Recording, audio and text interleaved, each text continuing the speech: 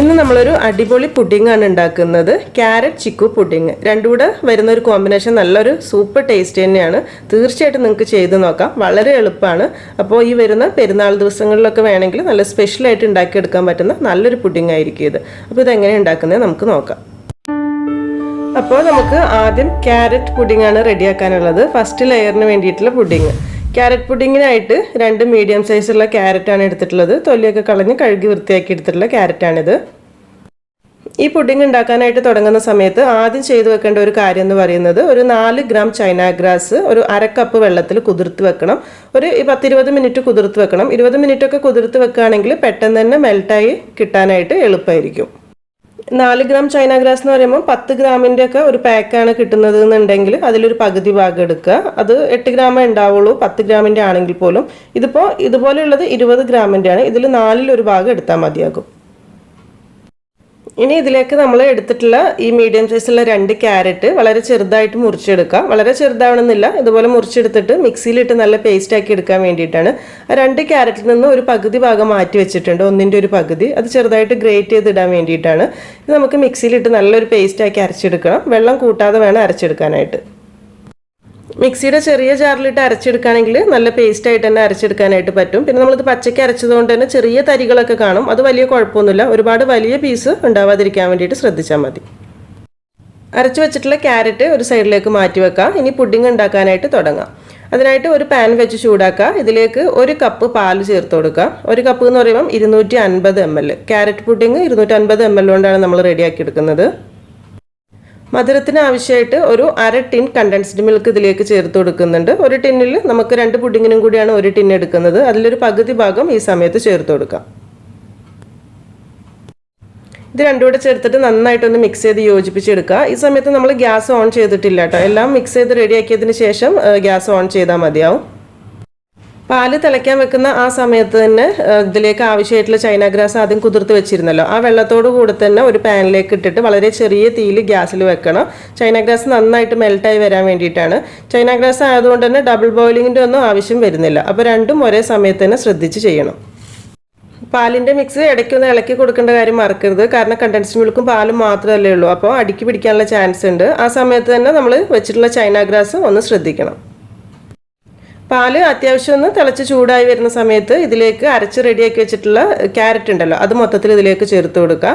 അതിൻ്റെ കൂടെ തന്നെ നമ്മൾ ഒരു പീസ് ക്യാരറ്റ് ഗ്രേറ്റ് ചെയ്ത് വെച്ചിട്ടുണ്ട്, 1-2 ടേബിൾ സ്പൂൺ വരും. അതും കൂടി ഇതിലേക്ക് ചേർത്ത് കൊടുത്തിട്ട് നന്നായിട്ടൊന്ന് മിക്സ് ചെയ്ത് യോജിപ്പിച്ച് കൊടുക്കുക. ക്യാരറ്റ് ഇതിലേക്ക് ചേർത്തിട്ട് ഒന്ന് തിളയ്ക്കണം. ക്യാരറ്റിൻ്റെ പച്ച ടേസ്റ്റ് ഒന്ന് മാറി കിട്ടാൻ വേണ്ടിയിട്ടാണ്. ആ കുക്കായിട്ട് വരുന്ന ക്യാരറ്റിന് നല്ലൊരു ടേസ്റ്റ് ആയിരിക്കും പാലിലൊക്കെ കിടന്ന് വെന്ത് വരുന്ന സമയത്ത്.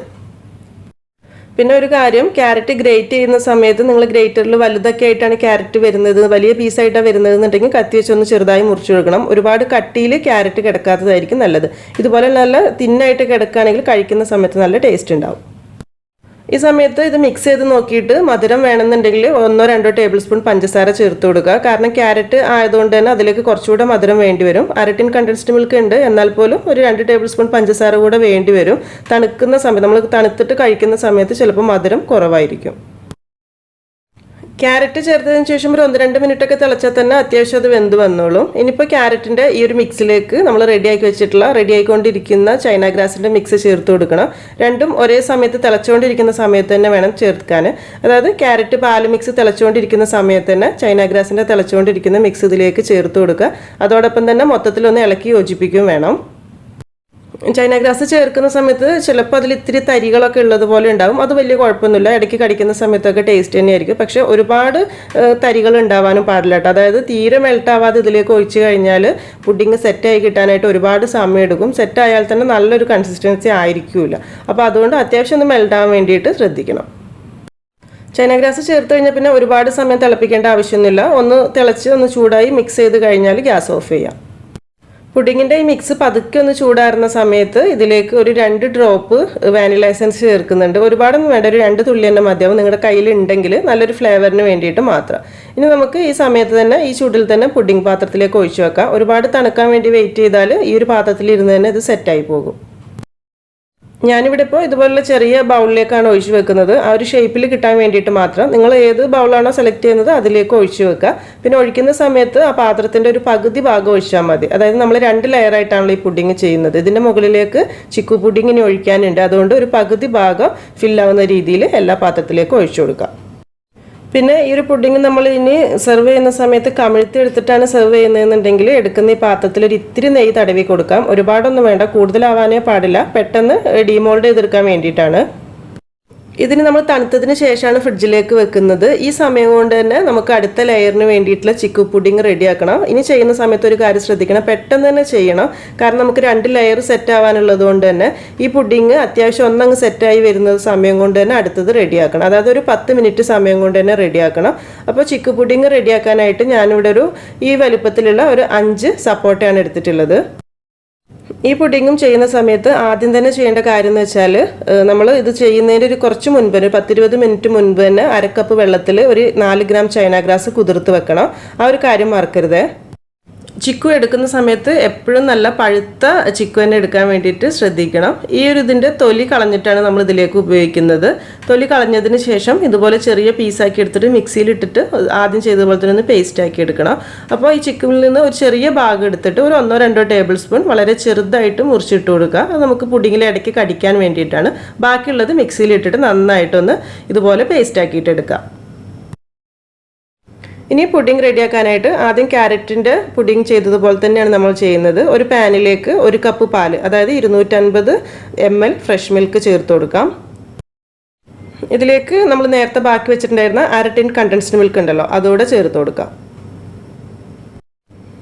രണ്ടും കൂടെ നന്നായിട്ടൊന്ന് മിക്സ് ചെയ്ത് യോജിപ്പിച്ചതിന് ശേഷമാണ് ഗ്യാസ് ഓൺ ചെയ്യുന്നത്. ആ സമയത്ത് തന്നെ നമ്മൾ റെഡിയാക്കിയിട്ടുള്ള ചൈന ഗ്രാസ് ആ വെള്ളത്തോട് കൂടെ തന്നെ മെൽറ്റ് ചെയ്യാൻ വേണ്ടിയിട്ട് അടുത്ത ഗ്യാസിൽ വെച്ച് കൊടുക്കാം. ഇപ്പോൾ പാലിൻ്റെ മിക്സും തിളച്ച് വന്നിട്ടുണ്ട്. അതുപോലെ തന്നെ ചൈന ഗ്രാസും മൊത്തത്തിൽ മെൽറ്റായി കറക്റ്റായി വന്നിട്ടുണ്ട്. ഈ തിളച്ചുകൊണ്ടിരിക്കുന്ന സമയത്ത് തന്നെ ഈ തിളച്ച് റെഡി ആയിട്ടുള്ള ചൈന ഗ്രാസ് പാലിൻ്റെ മിക്സിലേക്ക് ചേർത്തിട്ട് നന്നായിട്ടൊന്ന് മിക്സ് ചെയ്ത് യോജിപ്പിച്ചെടുക്കാം. ഇനി ഇത് നന്നായിട്ടൊന്ന് മിക്സ് ചെയ്ത് ചെറുതായിട്ടൊന്ന് തിളച്ച് കഴിഞ്ഞാൽ ഗ്യാസ് ഓഫ് ചെയ്യുക. ഒരുപാട് സമയം ചൈന ഗ്രാസ് ഇട്ടതിന് ശേഷം തിളപ്പിക്കേണ്ട ആവശ്യമില്ല. പിന്നെ ആദ്യം ചെയ്തതുപോലെ ക്യാരറ്റ് ഇതിലേക്ക് ഇട്ട് വേവിച്ചതുപോലെ നമ്മൾ ചിക്കു ഇതിലേക്ക് ഇട്ടിട്ട് തിളപ്പിച്ചെടുക്കുന്നില്ല. ഗ്യാസൊക്കെ ഓഫ് ചെയ്തതിന് ശേഷമാണ് ചിക്കു പേസ്റ്റ് ഇതിലേക്ക് ചേർക്കുന്നത്. കാരണം ചിക്കുയുടെ ആ ഒരു പച്ച ടേസ്റ്റ് തന്നെയായിരിക്കും നമ്മളെ പുഡിങ്ങിന് ടേസ്റ്റ് കൂടുതലുണ്ടാവുക. അപ്പോൾ ഗ്യാസൊക്കെ ഓഫ് ചെയ്ത് വെച്ചിട്ടുണ്ട്. ഇനി ഇതിലേക്ക് അരച്ച് റെഡിയാക്കി വെച്ചിട്ടുണ്ടായിരുന്ന ചിക്കുവിൻ്റെ പേസ്റ്റ് മൊത്തത്തിൽ ചേർത്ത് കൊടുക്കാം.